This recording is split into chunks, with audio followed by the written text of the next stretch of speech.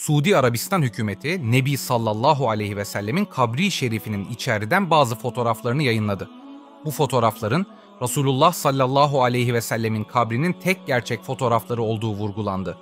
Nebi sallallahu aleyhi ve sellemin kabrin içinde bulunduğu oda, halifeler Ebu Bekr es-Sıddik ile Ömer İbn el-Hattab radıyallahu anhumun kabirlerinin fotoğrafları da bulunuyordu. Harem Başkanlığı tarafından paylaşılan videoda tüm detaylar gösterilirken, bu videonun dışında herhangi bir kişinin güvenlik veya temizlik görevlilerinin çekim yapmasının mümkün olmadığı açıklandı.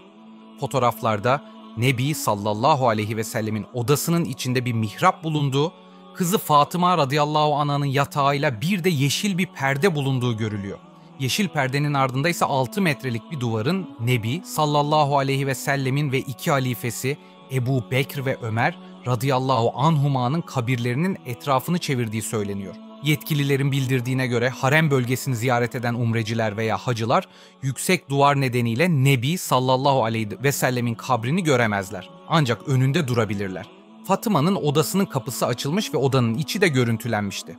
Bu odada bir yatak ve yatağın arkasında Hazreti Fatıma'ya ait olduğu söylenen bir sandık bulunuyor. Ravza-i Şerife ise Hazreti Fatıma'nın odasının sonunda bulunan bir kapıyla giriliyor ve içinde Efendimiz sallallahu aleyhi ve sellemin ve iki dostunun kabri bulunuyor. Kabrin kendisi ise kapısı bulunmayan 6 metrelik bir duvarla çevrili. Dışarıdan kabrin görünmesi imkansız. Ravza-i Şerif ise Efendimizin kabri ile mescidin sonunda bulunan minberi arasında bulunuyor. Hadis-i şerifte evimle minberim arası cennet bahçelerinden bir bahçedir buyurulan yer tam olarak burasıdır. Bu yüzden Mescid-i Nebevi'yi ziyaret edenler Ravza-i Şerif'te namaz kılmak isterler. Bazı umre ziyaretçileri ve hacılar Ravza-i Şerif'i ziyaret etmenin Nebi sallallahu aleyhi ve sellemin kabrini ziyaret etmek olduğunu düşünüyorlar. Ancak kabri, daha önce de belirttiğimiz gibi kabri bu bölgede değildir. Subhanallah, daha önce Nebi sallallahu aleyhi ve sellemin mübarek naaşını çalmaya çalışanlar olmuş. Ancak Allah azze ve celle onu bedenini, şerefini, saygınlığını hayattayken de vefatından sonra da kötü niyetlerden korumuştur. Allah azze ve celle şöyle buyurmuştur: Allah seni insanlardan koruyacaktır. Bir vakitler Nebi sallallahu aleyhi ve sellemin kabrinin duvarı yıkılmıştı.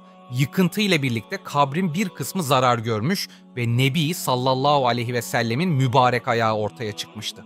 Allah azze ve celle yeryüzüne nebilerin ve rasullerin cesetlerini yiyip yok etmeyi haram kılmıştı. Peygamberlerin bedenleri kıyamet gününe kadar olduğu gibi korunarak gidecektir. Nebi sallallahu aleyhi ve sellemin kabrinin duvarının çöküşü Ömer bin Abdülaziz devrinde İmam Hakim zamanında gerçekleşmişti. Sabah namazı vakti Mescid-i Nebevi'de bir gürültü duyuldu.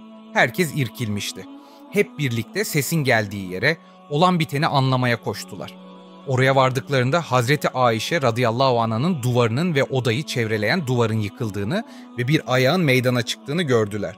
Orada bulunanlar şöyle demişti: Biz orada öyle güzel bir koku aldık ki vallahi onun güzelliğini anlatmaya kimsenin gücü yetmez. Daha önce hiçbirimiz öyle bir koku duymamıştık. İnsanlar oraya toplandılar. Ömer bin Abdülaziz rahimeullah da geldi. Kasım bin Muhammed de orada bulunuyordu. Herkes kabrin dışına çıkmış olan ayağı gördü. İnsanlar kabrin bulunduğu yere girmek için can atıyordu. Ömer bin Abdülaziz şöyle dedi: Hayır, vallahi onlara ölümlerinden sonra eziyet vermeyiz. Hayır, vallahi onlara ölümlerinden sonra eziyet vermeyiz. Daha sonra görevlilere oraya girmelerini işaret etti. Görevliler de oraya girdiler. Bu kimin ayağıdır dediler. İnsanlardan bazıları bu ayak Resulullah sallallahu aleyhi ve sellemin ayağı olabilir. Bu harika koku da onun mübarek bedeninden geliyordur dediler.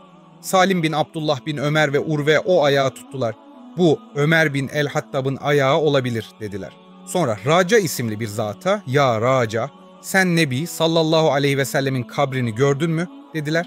O da evet gördüm, onun kabri şöyle şöyledir deyince tamam, bu Nebi sallallahu aleyhi ve sellemin mübarek ayağıdır. Onun vücudundan hiçbir şey bozulmamış ve zarar görmemiştir demişlerdir.